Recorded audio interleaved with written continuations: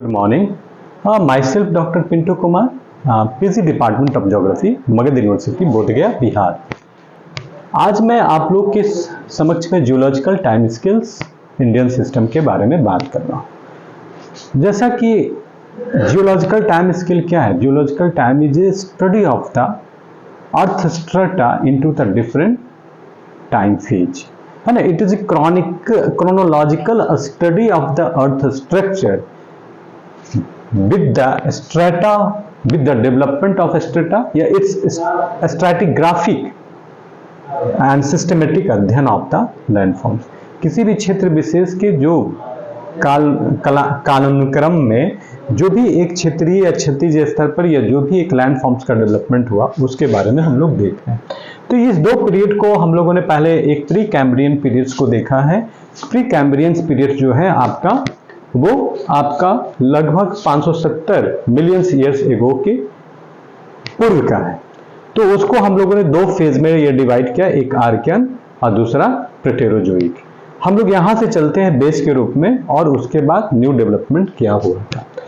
Archaean phase में जिसको pre Cambrian as में आर्कियन, जिसको प्री 2500 मिलियन ईयर्स एगो के बारे में बात करें, उस समय अनक्लासिफाइड क्रिस्टलाइंस था, मतलब ऐसा जो अनक्लासिफाइड था, वर्गीकृत नहीं था। उसमें मेटामॉर्फिक रॉक्स की प्रधानता थी। मेटामॉर्फिक रूपांतरित या कायांतरित चट्टान, उस चट्टान को कहते हैं। इसका मतलब कि ये जो फेज है वो उस फेज का है जब कोई वॉल्केनिक इरप्शंस हुए होंगे और ज्वालामुखी उद्गार हुए होंगे। उसी के उद्गार से ही तो इग्नियस चट्टान, आग्नेय चट्टान बना।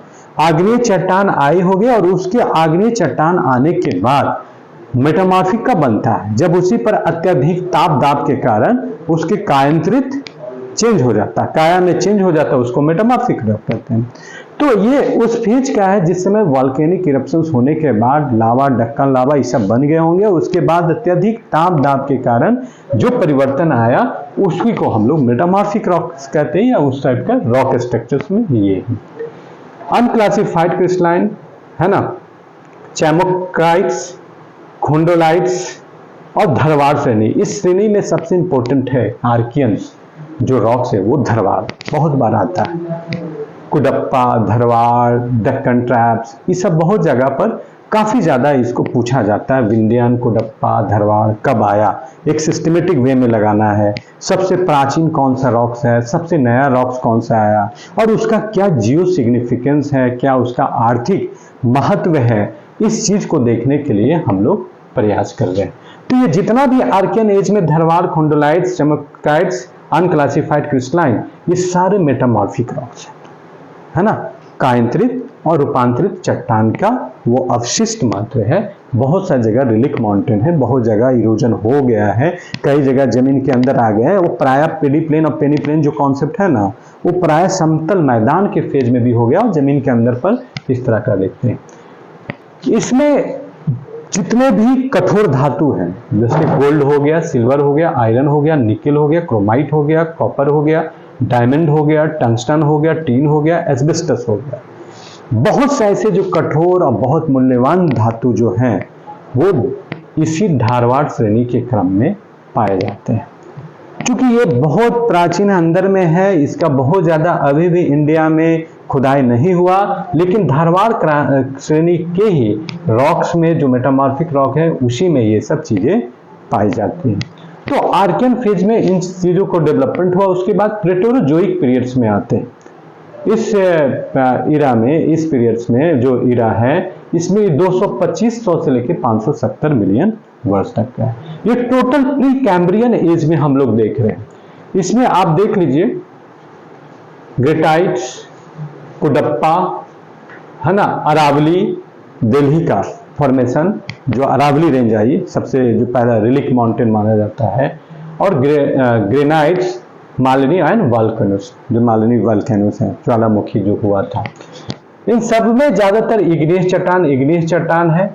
कुडप्पा जो है एक सेडिमेंट्री रॉक है इस फेज में, जो परत दर परत डेवलपमेंट होने के बाद कुडप्पा श्रेणी का विकसित हुआ। ये सब चीजों में बिल्डिंग स्टोन्स, लाइमस्टोन्स, यूरेनियम, है ना, जैसे लाइमस्टोन एक सेडिमेंट्री रॉक्स है।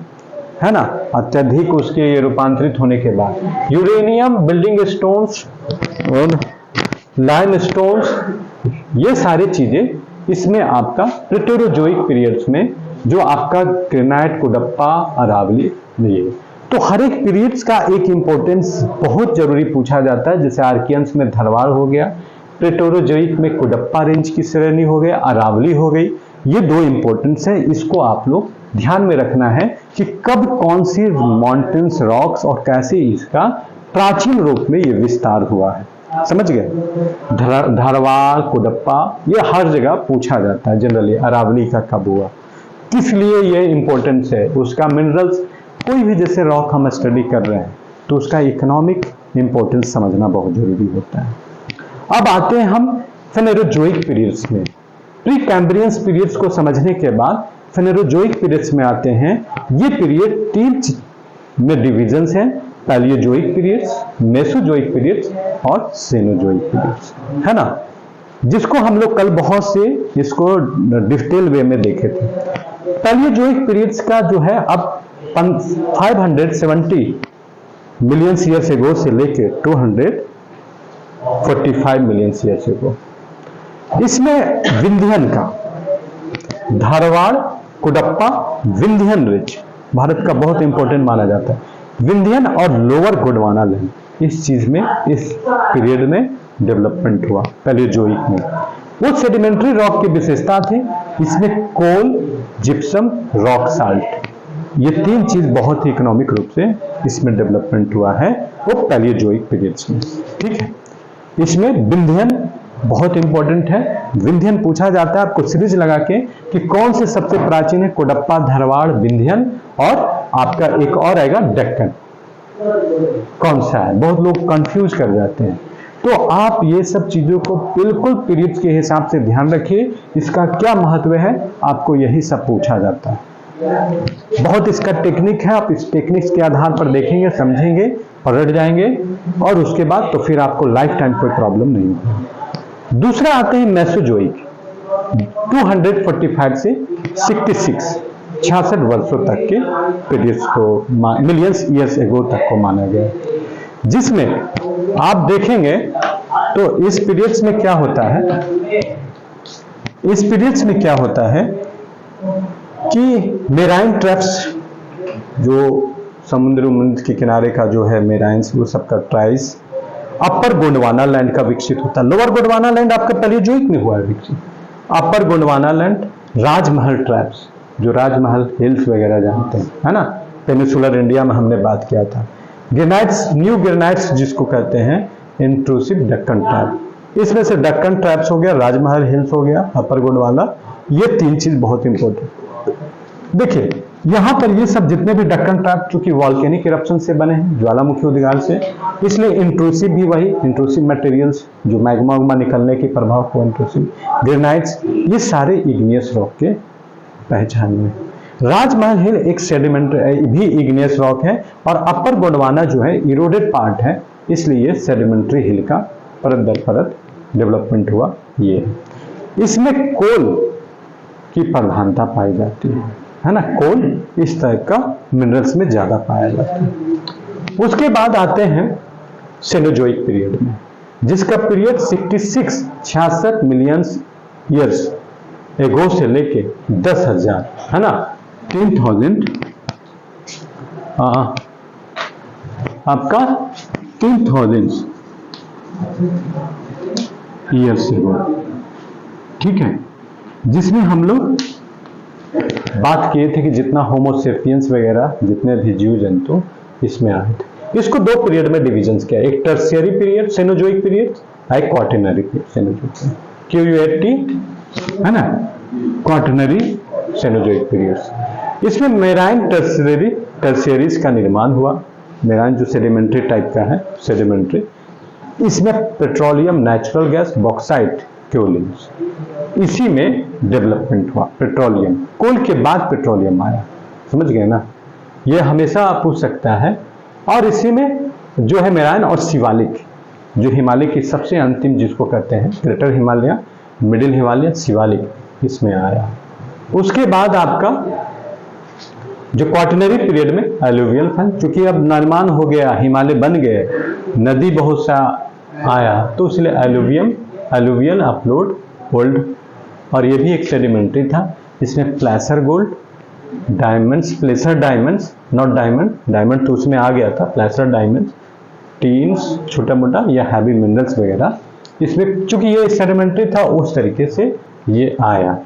कुल मिला के हम लोगों ने 5 पीरियड आर्कियन, प्लेटोरोजोइक, इरा को देखे, पैलियोजोइक, मेसोजोइक और सेनोजोइक, ये तीनों जो है 2 भाग में डिविजन्स हैं। एक प्री कैम्ब्रियन फेज को हम लोगों ने देखा, एक फेनोरोजोइक फेज को हम लोगों ने देखा। इस प्रकार से अगर हम देखें तो टोटल भारत की जो भौगोलिक जियोलॉजिकल स्ट्रक्चर हैं, जो डिफरेंट टाइप के स्ट्रैटिग्राफी हैं, जिनको डिफरेंट स्ट्रैटा जिसको कहते हैं, बिडिंग प्लेन्स कहते हैं, उस बिडिंग प्लेन्स की बाद में बहुत से फेजेस में डेवलपमेंट हुई। वॉल्केनिक इरप्शंस होने, ज्वालामुखी उद्गार होने के साथ साथ लंबे फेज में वो रहने के बाद उसमें कायांतरित रूप में परिवर्तन आया और वो रूपांतरित चट्टान का अवशेष लिया। अत्यधिक ताप दाब पड़ने के कारण बहुत से ऐसे मेटल्स जो हैं वो हार्ड और स्ट्रॉन्ग मेटल्स के रूप में हो गए, जैसे टंगस्टन, डायमंड, दुनिया का सबसे कठोर धातु अब तक जितने भी ज्ञात हैं उसमें माना जाता है ना। तो इस प्रकार से ये होता है। Thank you.